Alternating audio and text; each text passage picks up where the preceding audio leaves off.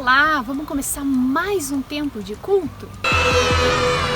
Nos anteriores, nós vimos a história do profeta Samuel, desde o seu nascimento até quando Deus chamou Samuel para ungir o primeiro rei de Israel, que foi Saul. Depois nós vimos Davi e hoje nós vamos fazer um resumo do que está escrito nesse livro, que está lá na Bíblia, que é o livro de 1 Samuel. Vamos lá?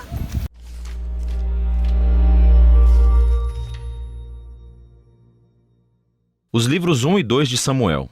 São dois livros separados em nossas Bíblias modernas, mas essa divisão se deve simplesmente ao tamanho do pergaminho. Ele foi originalmente escrito como uma história coerente. Nesse vídeo nós vamos abordar somente o livro 1 de Samuel. Depois que Israel foi resgatado da escravidão no Egito, eles fizeram um pacto com Deus no Monte Sinai e finalmente chegaram à Terra Prometida.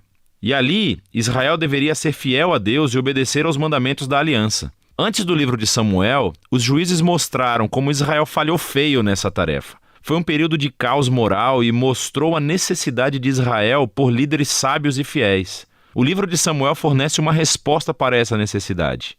A história do livro de Samuel se concentra em 3 personagens principais: o profeta Samuel, de onde o livro recebe o nome, depois o rei Saul e depois disso o rei Davi. E todos os 3 fizeram a transição de Israel de um grupo de tribos governado por juízes para um reino unificado governado pelo rei Davi em Jerusalém. E o livro de Samuel tem um design fascinante que tece a história desses 3 personagens juntos em 4 partes principais. Samuel, o líder principal e profeta, na primeira seção do livro, também desempenha um papel fundamental na próxima seção, que é a história de Saul. E é narrado em 2 movimentos, a ascensão de Saul ao poder e depois os seus fracassos. A segunda parte é sobre a sua queda e a sua morte trágica. E o drama da morte de Saul é correspondido pela ascensão sensacional de Davi ao poder. E a história de Davi é contada em 2 movimentos. Primeiro, ele conta o seu sucesso, seguido por seu próprio trágico fracasso na lenta autodestruição da sua família e depois do seu reino. O livro conclui com um epílogo que reflete sobre toda a história. Então, vamos ver como isso tudo se desenrola. A primeira parte é um segmento do caos vivido no livro de Juízes. E somos apresentados a uma história tocante sobre uma mulher chamada Ana, que está triste porque nunca conseguiu ter filhos. E pela graça de Deus, ela finalmente tem um filho chamado Samuel. Em alegria, ela canta um poema incrível no capítulo 2. E o poema é sobre como Deus se opõe ao orgulhoso e exalta os humildes. Sobre como, apesar das tragédias e do mal humano, Deus está trabalhando os seus propósitos na história. E também sobre como Deus um dia erguerá um rei ungido para seu povo. Agora, o poema de Ana foi colocado aqui no início do livro para apresentar esses temas-chave que veremos ao longo da história, como na seguinte: Samuel cresce e se torna um grande profeta e líder para o povo de Israel, ao mesmo tempo em que os filisteus sobem ao poder como arqui-inimigos de Israel. E nessa batalha crucial, os israelitas se tornam arrogantes, e em vez de orarem e pedirem ajuda a Deus, eles usam a Arca da Aliança como um troféu mágico que lhes concederá automaticamente a vitória na batalha. E assim, por causa de sua presunção arrogante, Deus permite que Israel perca a batalha e a arca é roubada. Então os filisteus pegam a arca e a colocam no templo do seu deus, Dagon. E então o Deus de Israel derrota os filisteus e o deus Dagon sem um exército, enviando pragas sobre o povo. Os filisteus não querem mais a arca e, obviamente, a enviam de volta para Israel. E a moral dessa pequena história parece ser isso: Deus não é o troféu de Israel, e ele se opõe ao orgulho entre os filisteus, mas também entre o seu próprio povo. Assim, Israel precisa permanecer humilde e obediente se quiser experimentar a bênção da aliança de Deus, o que inicia a próxima grande sessão. Os israelitas vêm a Samuel e dizem: Ei, queremos um rei como todos os outros povos. Vai encontrar um para nós. E Samuel, que está irritado, vai consultar Deus. E Deus diz: sim, todos os seus motivos estão errados, mas se há um rei que eles querem, então dê-lhes um. E assim somos apresentados a Saul. Saul é uma figura trágica porque ele começa cheio de promessas. Ele é alto, ele é bonito, ele é um candidato perfeito para um rei. Mas ele tem falhas profundas de caráter. Ele é desonesto, ele não tem integridade. E ele parece ser incapaz de reconhecer os seus próprios erros, e essas falhas se tornam a sua queda. Ele vence algumas batalhas no começo, mas suas falhas são tão profundas que ele acaba se desqualificando ao desobedecer descaradamente às ordens de Deus. E assim, o velho Samuel confronta Saul e Israel. Ele havia avisado as pessoas que elas só se beneficiariam de um rei que fosse humilde e fiel a Deus. Caso contrário, os reis de Israel trarão a ruína. Então, ele informa a Saul que Deus erguerá um novo rei para substituí-lo. E assim começa a queda de Saul, à medida em que Deus, ao mesmo tempo, está trabalhando nos bastidores para erguer esse novo rei. É um pastorzinho insignificante chamado Davi. Ele é o candidato menos provável para ser rei. Mas a famosa história de Davi e Golias mostra que a escolha de Deus por Davi não é baseada no status de sua família, mas simplesmente na sua confiança radical e humilde no Deus de Israel. E assim essa história incorpora todos os temas do poema de Ana. O orgulhoso Saul e Golias são humilhados, enquanto o humilde Davi é exaltado. A partir daqui, vemos Saul perder-se lentamente na loucura, enquanto Davi sobe ao poder.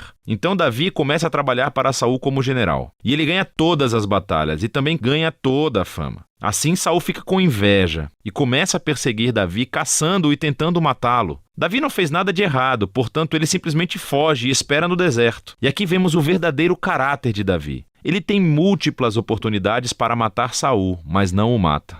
Ele simplesmente confia que, apesar do mal de Saul, Deus erguerá um rei para o seu povo. O que é interessante também é que muitos dos poemas de Davi que você encontra no livro dos Salmos estão ligados a esse período da sua vida, e todos expressam a mesma atitude de confiança. E assim essa seção do livro termina, com Saul chegando a uma terrível morte depois de perder uma batalha com os filisteus. 1 Samuel conta algumas das histórias mais complicadas e bem contadas que você encontrará na Bíblia. E os personagens, Saul e Davi, são retratados de maneira muito realista. E o autor os apresenta como personagens de estudos para que você possa se encontrar neles. Então, na história de Saul vemos um aviso. É crucial que reflitamos sobre as nossas próprias falhas de caráter e como elas prejudicam a nós mesmos e às outras pessoas. Com a ajuda de Deus, precisamos nos humilhar e lidar com o nosso lado obscuro para que a história de Saul não se torne a nossa. Davi, por outro lado, é apresentado como um exemplo de paciência e confiança no tempo de Deus em nossas vidas.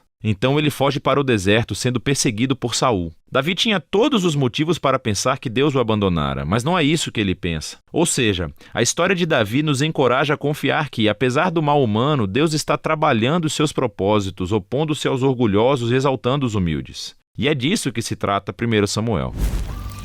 Quanta coisa em um livro só, não é?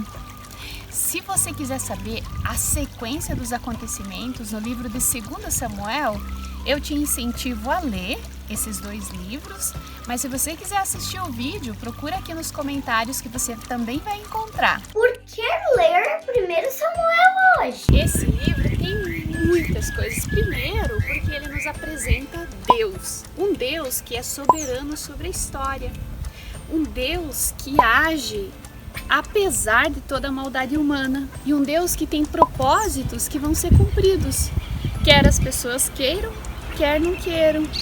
Então esse mesmo Deus está aqui entre nós ainda hoje e pode nos ajudar a enfrentar toda a maldade que existe na humanidade. Não é legal pensar nisso? O que Davi tinha de bom? Davi era uma pessoa humana, como todos nós, mas o que Davi tinha de diferente é que ele era muito humilde. E essa humildade fazia com que Davi buscasse a vontade de Deus, buscasse a orientação de Deus em todas as suas decisões. E isso fez com que Davi se tornasse uma referência de rei para Israel e uma referência de rei em toda a Bíblia. Muito legal, não é? Por que tantas coisas de Saul? Você já ouviu a expressão que nós devemos ler a Bíblia contra nós? Então, talvez tenham tantas informações na Bíblia sobre Saul, justamente para mostrar que nós devemos cuidar do nosso coração, para não ficarmos orgulhosos, metidas, arrogantes e esquecermos de quem é Deus. Esse foi o principal motivo da queda de Saul. Eu penso também que um dos motivos para que tenham tantas informações sobre os erros de Saul na Bíblia é para que isso não se repita na nossa vida, na minha nem na sua. Talvez você esteja se perguntando aí, o que eu posso fazer para combater o orgulho? É uma boa pergunta e a Bíblia tem uma dica para nos dar. Ela fala sobre a humildade, mas o que é isso?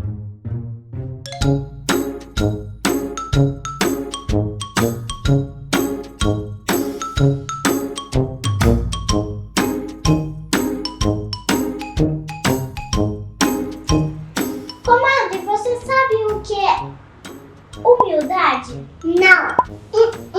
Humildade Humildade vem da palavra humus, que é o mesmo que terra. Ser humilde é lembrar que Deus fez a gente do pó da terra. Querer ser o que não é pode deixar a gente metida ou orgulhosa. Exatamente o contrário. Ser humilde é ser simples. Para nós que acreditamos em Jesus, humildade só existe com a ajuda do Espírito Santo. Então, somos humildes, molecada. Que Jesus te ajude a ser humilde. É isso. Tchau, galera. Tô indo. Tchau. E tem um versículo que fala sobre isso? O título dessa semana é Deus se opõe aos orgulhosos, mas dá graça aos humildes. Tiago 4,6. Vamos repetir? Deus se opõe aos orgulhosos, mas dá graça aos humildes. Tiago 4,6. Tchau. Foi na humildade de Davi que Deus prometeu que o Messias sairia da sua família. Isso nós vamos ver nos próximos cultos. Mas esse mesmo Deus que conduziu toda a história de Israel é o Deus que continua com a sua mão estendida, cuidando de toda a história e também nos convidando para fazermos parte do seu reino aqui na terra. Isso é espetacular, porque um Deus tão soberano, tão poderoso, quer caminhar bem pertinho de nós.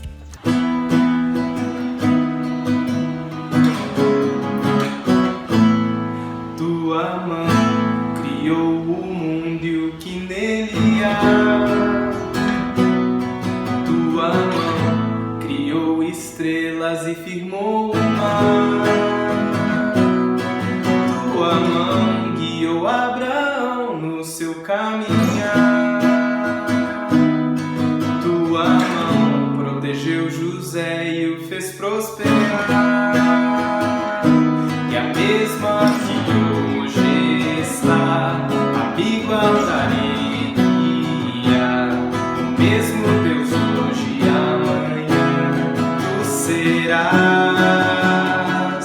Me ajuda a confiar mais em ti, me ajuda a descansar no teu agir, me ajuda a acreditar na tua soberania, ó Pai, me ajuda a te temer cada dia mais. Tua mão guiou Israel e abriu o mar. Tua mão perdoou Davi e o fez reinar. Tua mão enviou Jesus pra me salvar. Tua mão proveu a cruz pra me resgatar. E a mesma que hoje está amigo altaria, o mesmo Deus hoje e amanhã tu serás.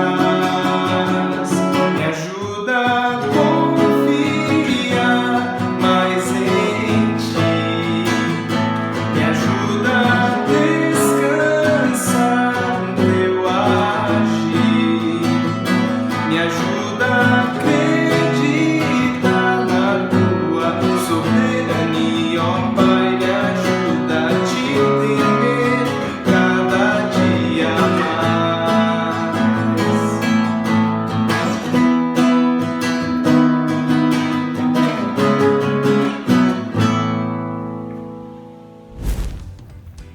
O que você acha do desafio da semana ser uma oração pedindo para que Deus aumente a sua fé, a sua confiança nele e desenvolva em você a humildade?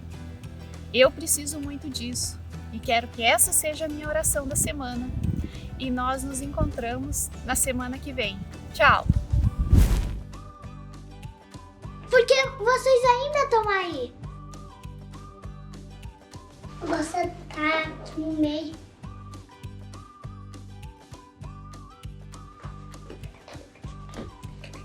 Por que vocês ainda estão aí? Já acabou, pessoal. Tchau, vou embora, vai. Eu tô indo.